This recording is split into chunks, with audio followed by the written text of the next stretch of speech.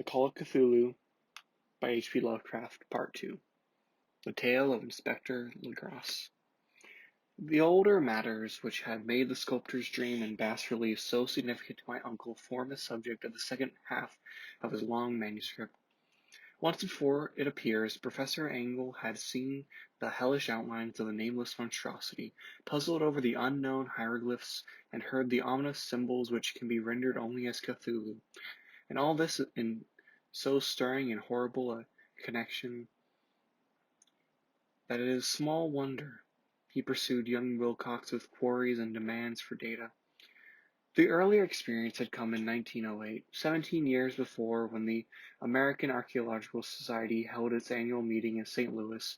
Professor Engel, as befitted one of his authority and attainments, had had a prominent part in all the deliberations, and was one of the first to be approached by the several outsiders who took advantage of the convocation to offer questions for correct answering and problems for expert solutions.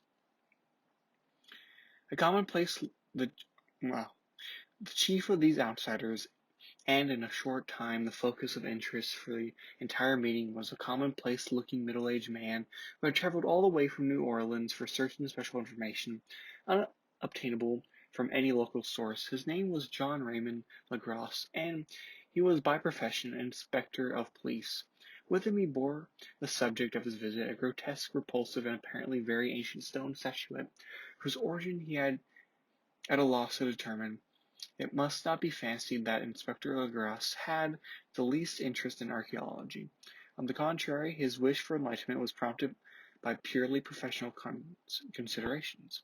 The statuette, idol, fetish, or whatever it was, had been captured some months before in the wooded swamp south of New Orleans during a raid on a supposed voodoo meeting, and so singular and hideous were the rites connected with it that the police could not realize that they had stumbled on a dark cult totally unknown to them, and infinitely more diabolic than even the blackest of African voodoo circles. Of its origin, apart from the erratic and unbelievable tales extorted from the captured members, absolutely nothing was to be discovered.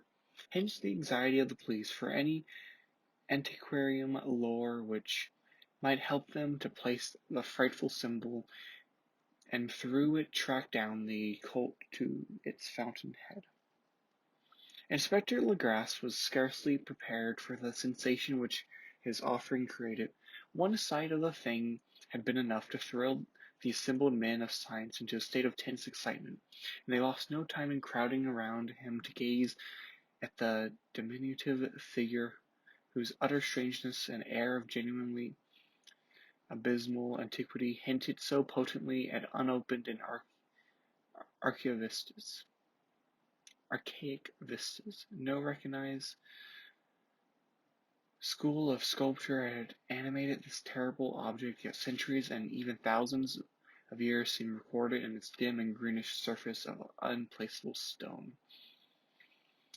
The figure, which was finally passed slowly from man to man for close and careful study, was between 7 and 8 inches in height and of exquisitely artistic workmanship. It represented a monster of vaguely anthropoid outline, but with an octopus-like head, whose face was a mass of feelers, a scaly, rubbery-looking body, prodigious claws on hide and forefeet, and long, narrow wings behind. This thing, which seemed instinct with fearsome and unnatural malignancy, was of a somewhat bloated corpulence, and squatted evilly on a rectangular block or pedestal covered with undecipherable characters. The tips of the wings touched the black edge of the block. The seat occupied the center, whilst the long, curved claws of the doubled-up, crouching hind legs gripped the front edge and extended a quarter of the way down toward the bottom of the pedestal. The cephalopod head was bent forward so that the ends of the facial feelers brushed the backs of huge forepaws which clasped the croucher's elevated knees. The aspect of the whole was abnormally life, and calculable age was unmistakable. yet no one linked it true with any known type of art belonging to civilization's youth or indeed any other time, totally separate and apart. Its very material was a mystery, for the soapy greenish-black stone and its golden or iridescent flecks and striations resembled nothing familiar to geology or mineralogy. The characters along the base were equally baffling, and no member present, despite the representation of half the world's expert learning in this field, could form the least notion or even their remotest linguistic kinship. They, like the subject and material, belonged to something horribly remote and distinct from mankind. As we know it, something frightfully suggestive of an old and unhallowed cycles of life, in which our world and all our conceptions have no part. And yet, as the members severely shook their heads and confessed defeat at the inspector's problem, there was one man in the gathering who suspected a touch of bizarre familiarity in the monstrous shape which in writing, and who presently told with some diffidence of the odd trifle he knew. The person was the late William Channing Webb, professor of anthropology in Princeton University, an explorer of no slight note. Professor Webb had been engaged 48 years before in a tour of Greenland and Iceland in search of some runic inscriptions which he failed to unearth, and whilst high up on the west Greenland coast had encountered a singular tribe or cult of degenerate Esquimaux, whose religion, a curious form of devil worship, chilled him with its deliberate bloodthirstiness and repulsiveness. It was a faith with which other Esquimaux knew little, and which they mentioned only with shudders, saying that they had come down from horribly ancient aeons before ever the word was made. Besides nameless rites and human sacrifices, there were certain queer hereditary rituals addressed to the supreme elder devil or Torn Asuk, and of this Professor Webb had taken careful phonetic copy from an aged Angakok or wizard priest, expressing the sounds in Roman letters as best he knew how. But just now of prime significance was the fetish which this cult had cherished, and around which they danced and when the aurora leaped high over the ice cliffs. It was, the professor stated, a very crude bas relief of stone comprising of a hideous picture of some cryptic writing, and so far he could tell it was a rough parallel in all essential features of the bestial things now lying before the meeting. This data, received with suspense and astonishment by the assembled members, proved doubly exciting to the inspector Legrasse. He began at once to ply his informant with questions.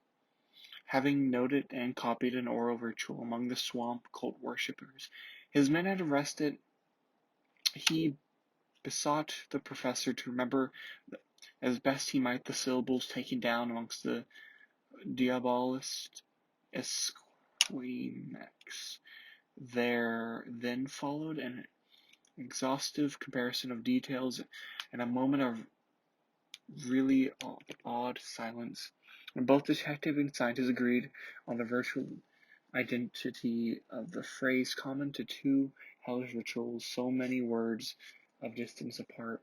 What in substance both the Esquimaux wizards and the Louisiana swamp priests had chanted to their kindred idols was something very like this, the word division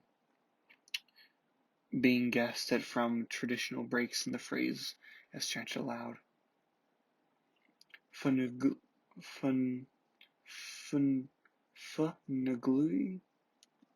I'm gonna get this as best as I can. Funaglui?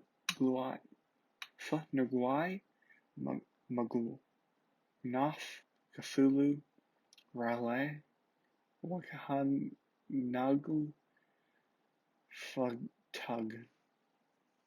Legrasse had 1 point in advance of Professor Webb, for several among his mongrel prisoners had repeated to him what older celebrants had told him the words meant. This text is given ran something like this: "In this house of Raleigh, a dead Cthulhu waits dreaming." And now in response to a general and urgent demand, Inspector Legrasse related as fully as possible his experience with the swamp worshippers, telling a story to which, I can see my uncle attached profound significance. It savored of the wildest dreams of myth-maker and theosophists, and disclosed an astonishing degree of cosmic imagination, which, among such half-castes and pariahs as one might least expect it to be possessed. On November 1st, 1907, there had come to New Orleans police a frantic summons from the swamp and lagoon country to the south. The squatters there, mostly primitive but good-natured descendants of Lafayette's men, were in the grip of stark terror from an unknown thing which had stolen upon them in the night. It was voodoo, apparently, but voodoo of more terrible sort they had ever known, and some of their women and children had disappeared since the malevolent tom-tom had begun its incessant beating far within the black-haunted woods where no dweller ventured. There were insane shouts and horrifying screams, soul-chilling chants, and dancing devil flames, and the frightened messenger added, the people could stand it no more. So a body of 20 police, filling 2 carriages and automobiles, had set out in the late afternoon, with the shivering squatter as a guide. At the end of the passable road they alighted, and for miles splashed on in silence through the terrible cypress woods, where day never came. Ugly roots and malignant hanging nooses of Spanish moss beset them, and now and then a pile of dank stones or fragment of rocking wall, intensified by its hint of morbid habitation, a depression which every malformed tree and every fungus islet combined to create. At length the squatter settlement, a miserable huddle of huts, hove in sight, and hysterical dwellers ran out to cluster around the group of bobbing lanterns. The muffled beat of tom-toms now faintly audible far, far ahead, and a filter through the pale undergrowth beyond endless avenues of forest night. Reluctant even to be left alone again, each one of the cowed squatters refused point-blank to advance another inch toward the scene of unholy worship, so Inspector Legrasse and his 19 colleagues plunged on, unguided, into the black arcades of horror that none of them had ever trod before. The region now entered by the police was one of traditionally evil repute, substantially unknown and untraversed by white men. There were legends of a hidden lake, unglimpsed by mortal sight, in which dwelt a huge, formless, white polypus thing with luminous eyes, and squatters whispered that bat-winged devils flew out of caverns and inner earth to worship it at midnight. They said it had been there before de L'Iberville, before La Salle, before the Indians, and before even the wholesome beasts and birds of the woods. It was nightmare itself, and to see it was to die, but it made men dream, and so they knew enough to keep away. The present voodoo orgy was indeed by the merest fringe of this abhorred area, but that location was bad enough. Hence, perhaps, the very place of the worship had terrified the squatters more than the shocking sounds and incidents. Only poetry or madness could do justice to the noises heard by Legrasse's men as they plowed on through the black morass, through the red glare and the muffled tom-toms, There are vocal qualities particular to men and vocal qualities particular to beasts. It is terrible to hear that the one voice, the source, should yield the other. Animal fury and orgiastic license here whip themselves to demonic heights by howls and squawking ecstasies that tore and reverberated through those nighted woods. Little pestilential tempests from the gulfs of hell. Now and then the less organized ululation would cease, and from what seemed a well-drilled chorus of hoarse voices would rise and sing-song chant that hideous phrase or ritual. Funaglui Magwanaf Cthulhu Riley Wagana Nog Fogkang. Then the men, having reached the spot where the trees were thinner, came suddenly in sight of the men, of the spectacle itself. Four of them reeled, one fainted, and two were shaken into a frantic cry, which the mad cacophony of the orgy fortunately deadened. Legrasse dashed swamp water on the face of the fainting man, and all stood trembling and nearly hypnotized with horror. In a natural glade of the swamp stood a grassy island of perhaps an acre's extent, clear of trees and tolerably dry.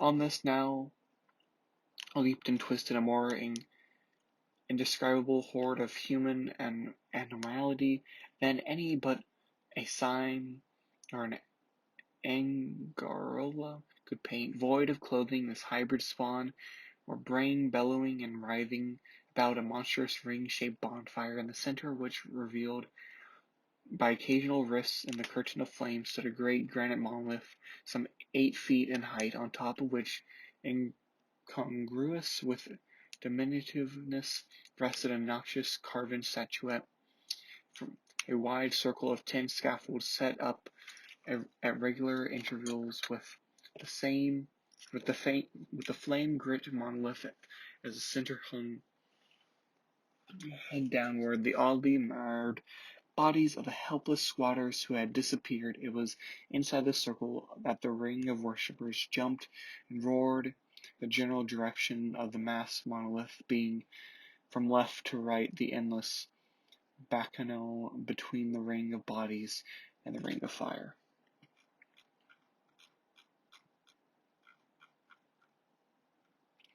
It may have been only imagination, and it may have been only echoes which induced one of the men, an excitable Spaniard, to fancy he heard antiphonal responses to a ritual from some far and unilluminated spot deeper within the woods of ancient legendary and horror. This man, Joseph D. Galvez, I later met and questioned, and he proved distractingly imaginative. He indeed went so far as to hint of the faint beatings of great wings and the glimpse of shining eyes and a mountainous white bulk beyond the remotest trees, but I suppose he had been hearing too much native superstition. Actually, the horrified pause of the men was one of comparatively brief duration. Duty came first, and although there have been nearly 100 mongrel celebrants in the throng, the police relied on their firearms and plunged determinedly into the nauseous rout. For 5 minutes the reluctant din and chaos were beyond description.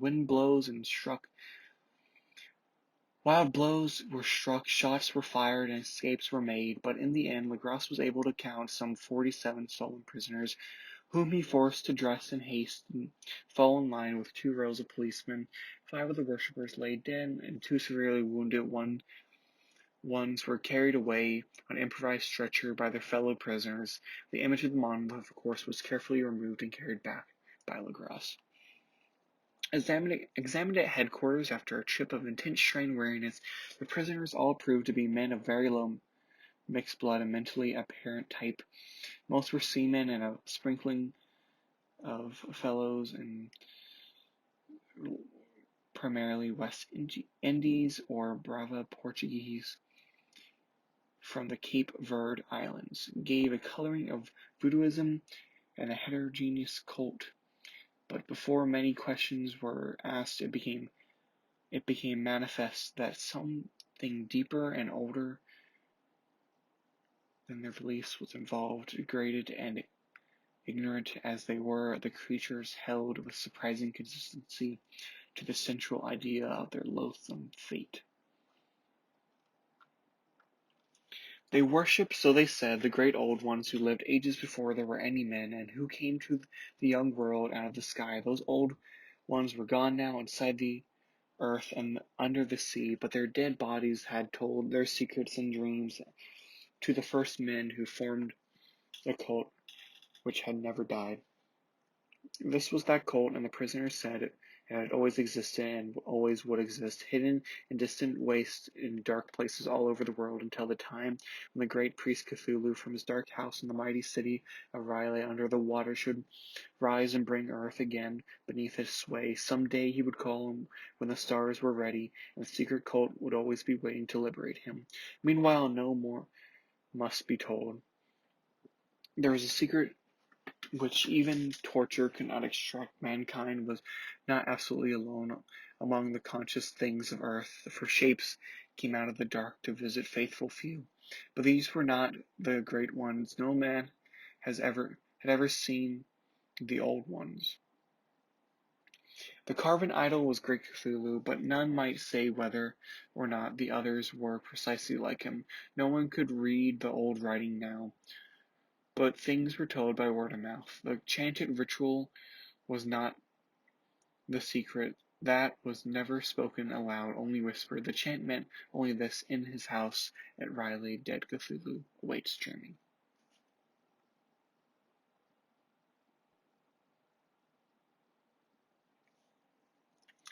Only 2 of the prisoners were found sane enough to be hanged, and the rest were committed to various institutions. All denied a part in the ritual murders, and averred that the killing had been done by black-winged ones which had come to them from their immemorable meeting place in the haunted woods.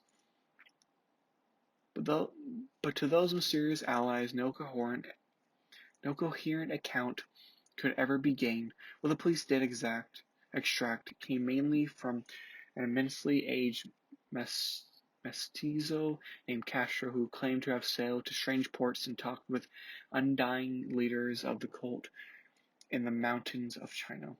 Old Castro remembered bits of hideous legend that paled the speculations of theosophists, and made men and the world seem recent and transient indeed.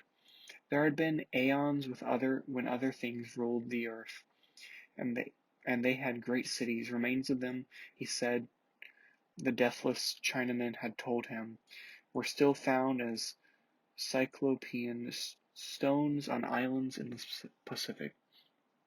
They all died vast epochs of time before men came, but there were arts which could revive them when the stars had come around to the right positions in the cycle of eternity. They had indeed come themselves from the stars and brought their images with them. These great old ones, Castro continued, were not composed altogether of flesh and blood. They had shape, for did not this star-fashioned image prove it? But that shape was not made of matter.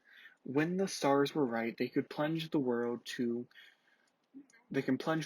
world through the sky, but when the stars were wrong, they could not live. But although they no longer lived, they would still never really die. They all lay in stone houses in their great city of Riley, preserved by the spells of mighty Cthulhu for glorious resurrection when the stars and the earth might once more be ready for them. But at the time, some force from outside must serve to liberate their bodies, and spells that preserve them intact likewise prevented them from making an initial move, and they could only lie awake in the dark and think whilst uncounted millions of years rolled by. They could only lie awake in the dark and think whilst uncounted millions of years rolled by. They knew all that was occurring in the universe, but their mode of speech was transmitted thought. Even now they talked in their tombs. When, after infinities of chaos, the first men came, the Great One spoke to the sensitive among them by molding their dreams, for only thus could their language reach the fleshy minds of mammals. Then whispered Castro, three of those first men formed the cult around small idols which the great ones strewed them, idols brought in dim areas from the dark stars. The cult would never die till the stars came right again, and the secret priest would take great Cthulhu from his tomb to revive his subjects and resume his rule of earth. The time would be easy to know, for then mankind would have become as the great old ones, free and wild and beyond good and evil, with laws and morals thrown aside, and all men shouting and killing and reveling in joy. Then the liberated old ones would teach them new ways to shout and kill and revel and enjoy themselves, and all the earth would flame with a holocaust of ecstasy and freedom. Meanwhile, the cult, by appropriate rites, must keep alive the memory of those ancient ways and shadow forth the prophecy of their return.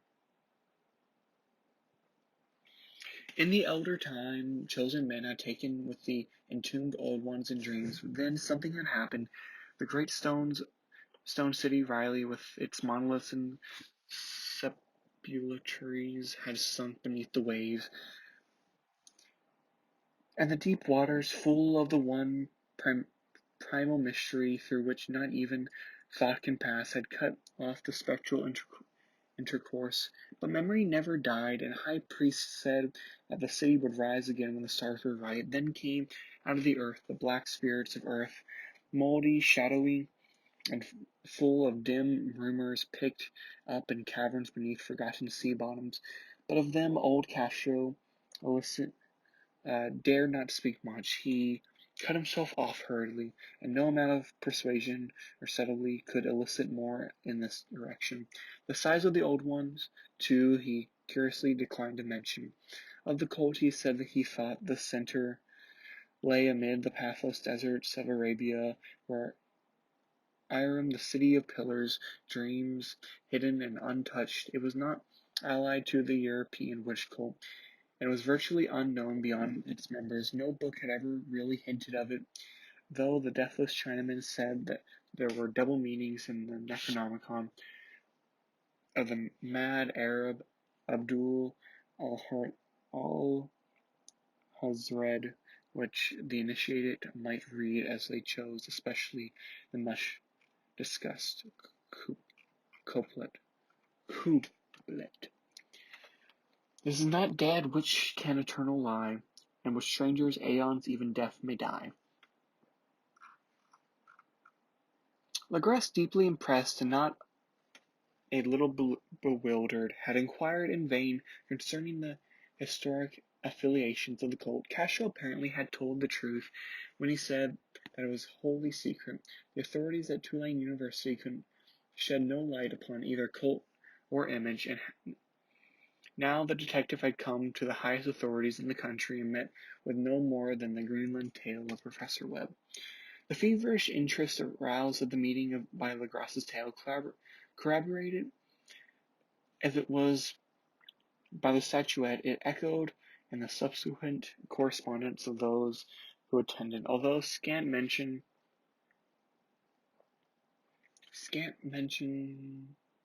occurs in the formal publications of the society, caution is first care of those accustomed to face occasional charlatanry and imposture. Legrasse for some time lent the image to Professor Webb, but at the latter's death it was returned to him and remains in his possession, where I viewed it not long ago. It was truly a terrible thing, unmistakably akin to the dream sculpture of young Wilcox. That my uncle was excited by the tale of the sculptor, I did not wonder, for what thoughts must arise upon hearing, after knowledgeable of what Legrasse had learned of the cult, of a sensitive young man who had dreamed not only the figure and exact hieroglyphs of the swamp-found image and the Greenland double tablet, but had come in his dreams upon at least 3 of the precious words of the formula uttered unlike by Esquimaux diabolists and Morgrel Louisians.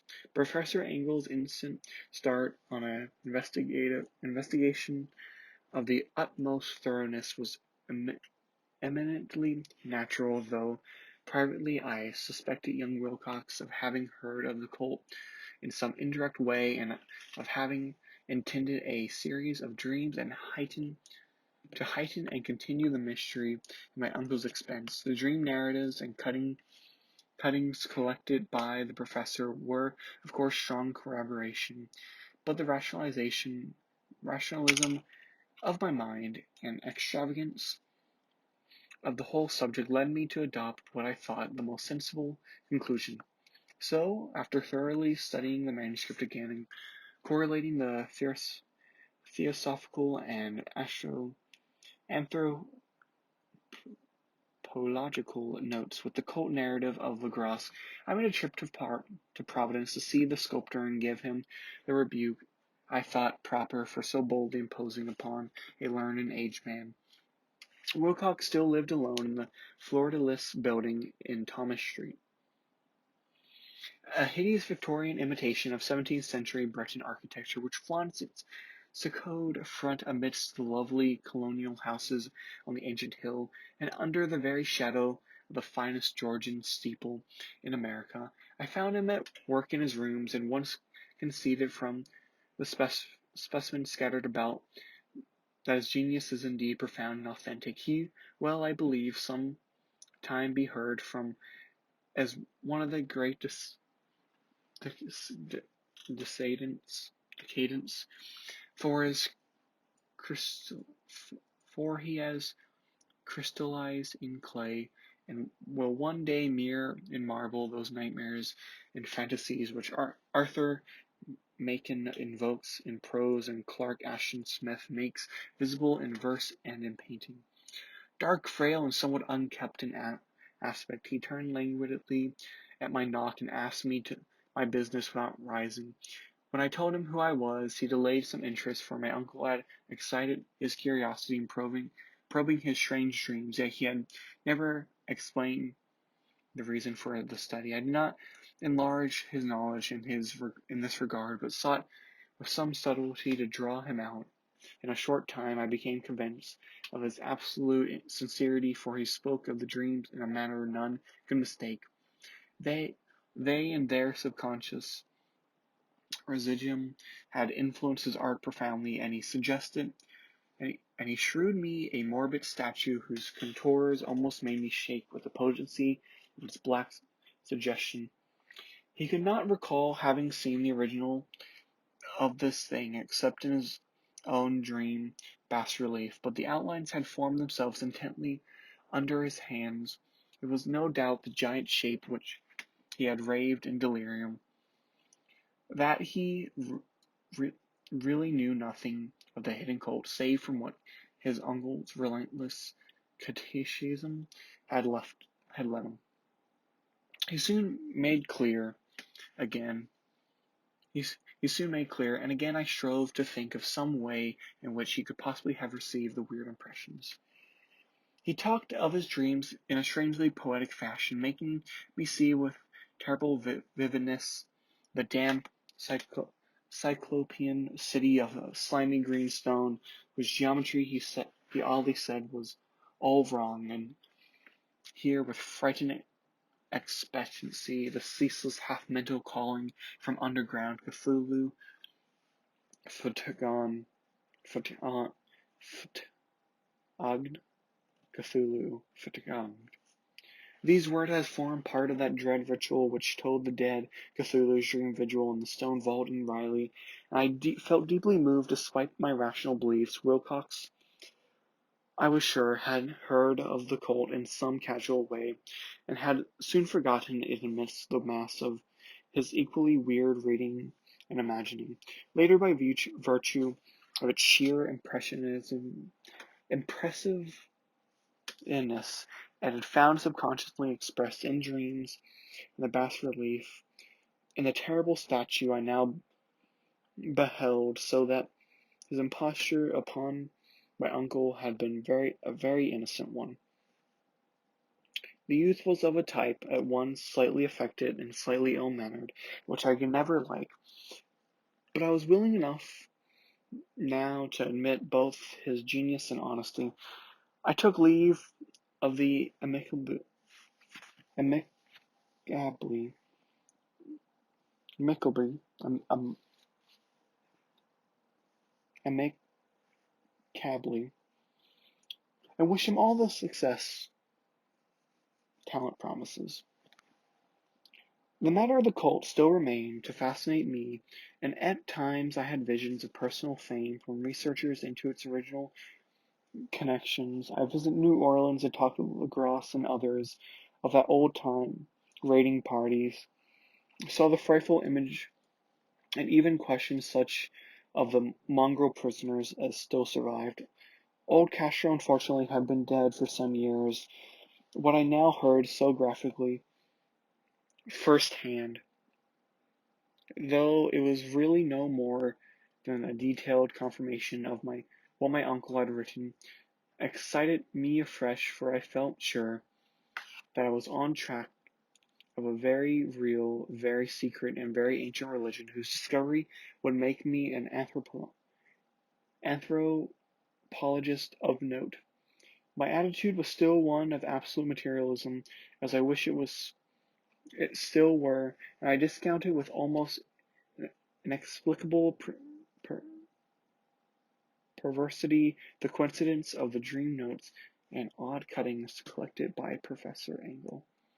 One thing I began to suspect, and which I now fear I know, is my uncle's death was far from natural. He fell in a narrow hill street leading up from an ancient waterfront swarming with foreign mongrels after a careless push from a sailor. I did not forget the mixed blood and marine pursuits of the cult members in Louisiana, and I would not be surprised to learn of secret methods and men and poison needles as ruthless and anciently known as the cryptic rites and beliefs. Legrasse and his men, it is true, had been let alone, but in Norway a certain seaman who saw things as dead. Might not the deeper inquiries of my uncle after encountering the sculptor's data have come to sinister ears? I think Professor Engel died because he knew too much, or because he was likely to learn too much. Whether I shall go as he did remains to be seen, for I have learned much now. And that is the end of part 2. Now knowing I should not be doing this at 2 a.m. while I am very thirsty after reading all that. Man, that was long. Part 3 looks to be manageable.